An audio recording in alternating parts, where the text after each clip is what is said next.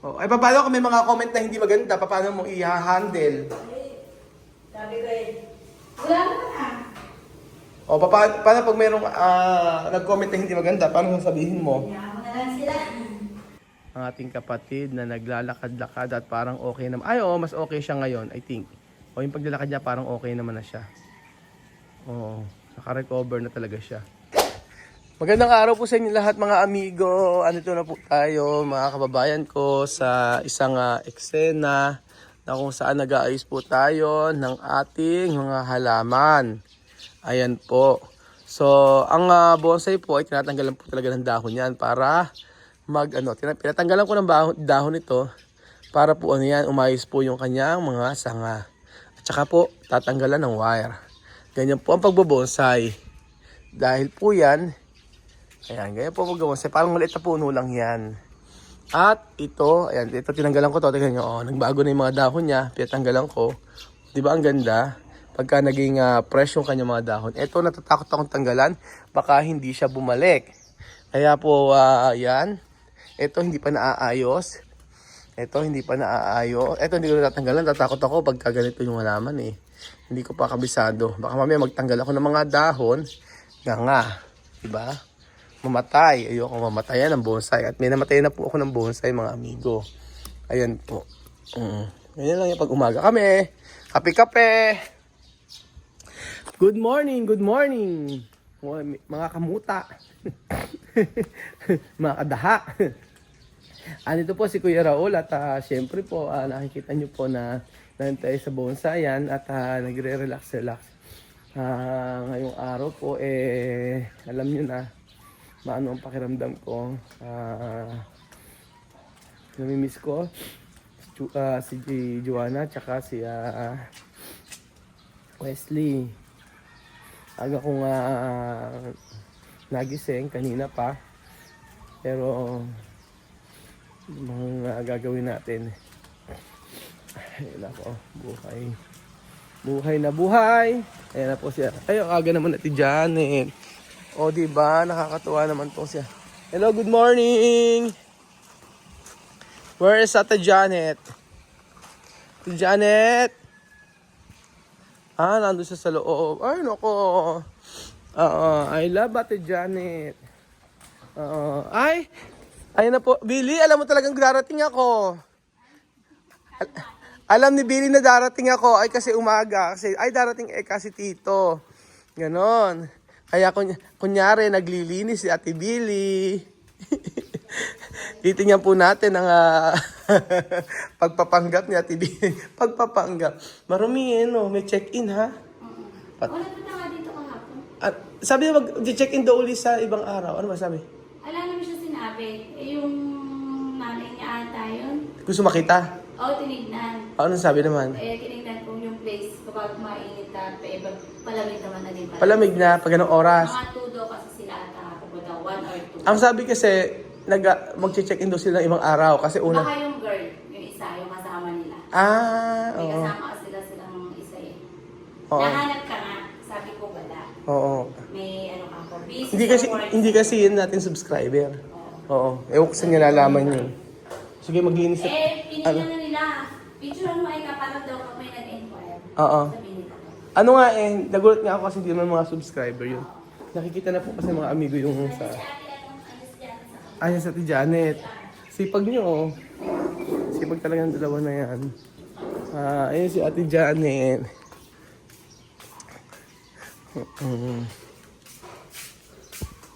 Hey! Hello, good morning mga kahampas. Sino naman ang hahampasin mo ngayon, Ate Janet? Kumusta? Kahapon di ako rito eh. Ate Janet, ito sasabihin ko. May nagawa ka naman.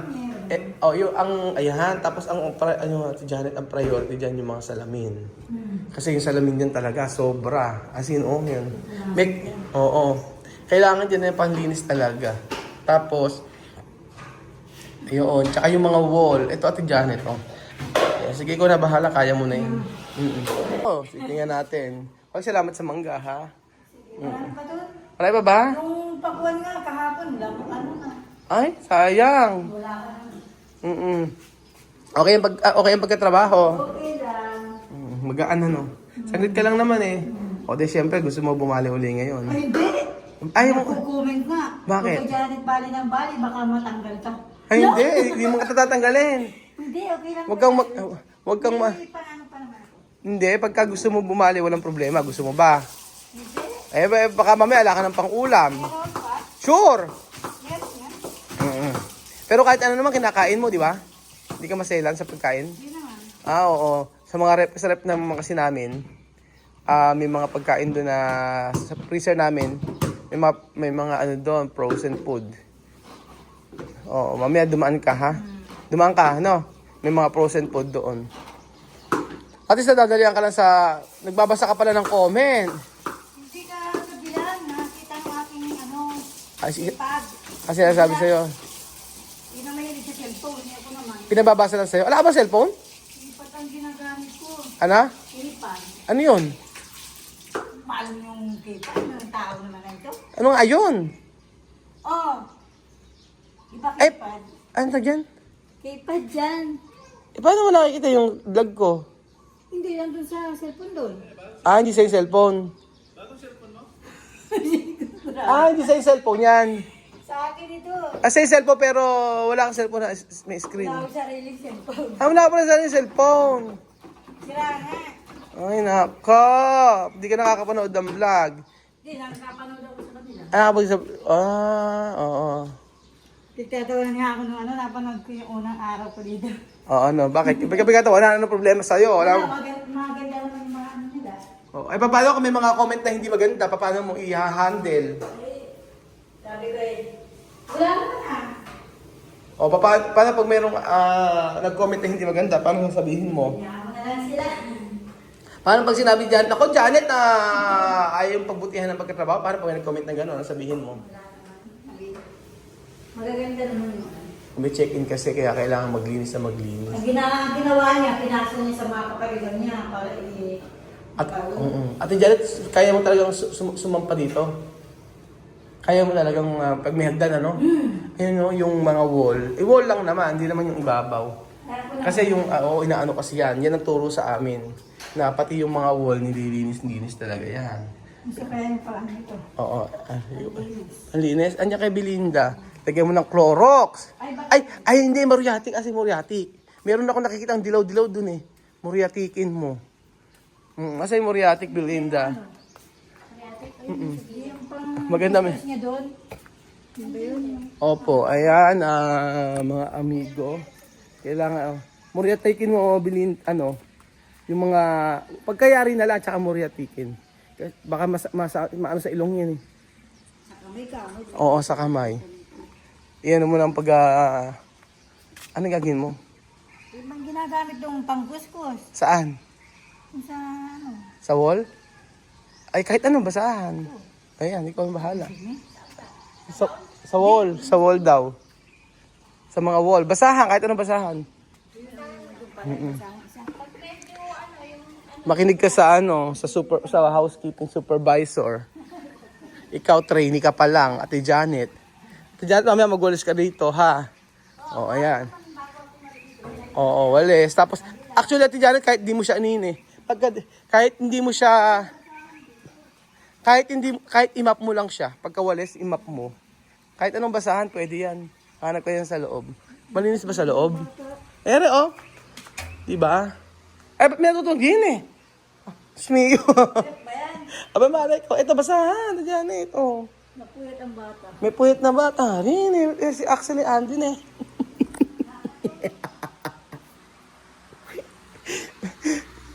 May bata. Natatawa ko. Alam niyo, ba't ka natatawa? Kasi ito si Axel, hindi nahihiwalay sa nanay yan. Oo. Hindi nahihiwalay sa nanay. Wala akong nahantin. Ayan, ako makinig ka sa supervisor. Supervisor yan si Billy. Natanawa ako kay Axel. Kapag nakakalatul. Billy, ba't dito mo naman inigay anak mo? Hindi naman po pwede ba sa loob? Bakit di mo sa loob iniga? Diyos me, sa sahig kalamig-lamig ng sahig. Ang bihira ka. Pwede naman sa... Nakita mo ba si Axel? Pasok ko. Tulog. Tulog.